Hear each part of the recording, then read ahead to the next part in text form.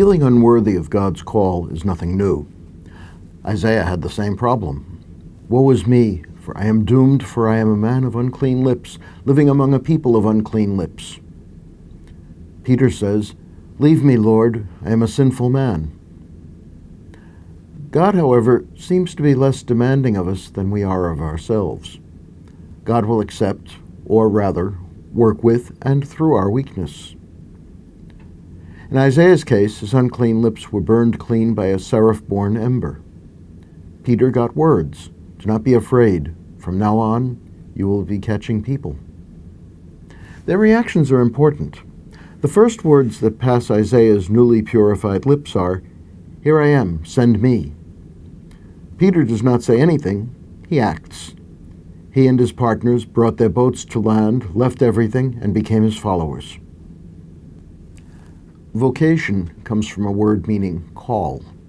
A vocation, though, is not simply a call, as if God were yodeling in the heavens. It's a call to do something. Usually, we use the words calling or vocation about some work that involves one's whole being in service. What are Isaiah and Peter called to do? Isaiah hears the voice of God saying, Whom shall I send? Who will go for us? Peter is told that he will become a fisher of people. Apparently, the call is not so much to be something as to do something. A vocation is not to some special state of goodness. Even less is it a call to a special status. It is a call to a special task. The error of Isaiah and Peter was that they thought they had to be a special kind of person to respond to God's call. They thought that the sort of persons they were, rather than the task to which they were called, should determine God's work in the world. God's answer is simply, Yes, I know you're not perfect. I'm not interested in that. I'm interested in having word of my love shared with the world. In a world where everyone is my specially loved child, and everyone is imperfect, I'm calling you to do something special for me. I don't need someone who can earn my love by being perfect. I just need you. Catholics tend to identify the word vocation with a particular kind of response to God's call, priesthood or religious life. However, they are not really vocations. They are ways of living the vocation each Christian has.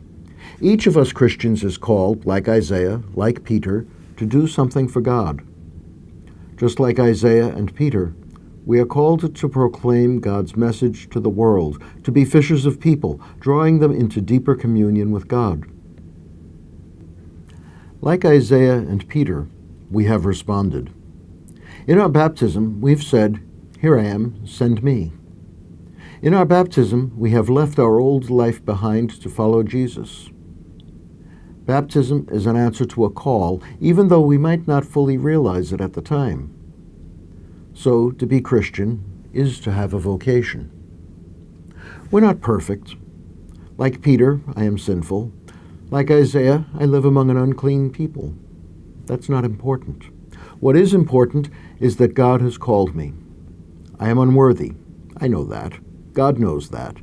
The people to whom God wants me to go either know that already or will know it soon enough. It's not a matter of worthiness. It's a matter of the call. We should not get the two mixed up. My sinfulness is, in a sense, irrelevant. What counts is the task to which I have been called as an individual and to which we have been called as a church. The world is starving to hear of God's love, to see God's love. The world is swimming around in confusion, waiting to be brought into God's net. That is what counts. That is the vocation you and I have as Christians. God is willing to work with sinners like Isaiah, Peter, you, and me. Let's give thanks for that and get to work.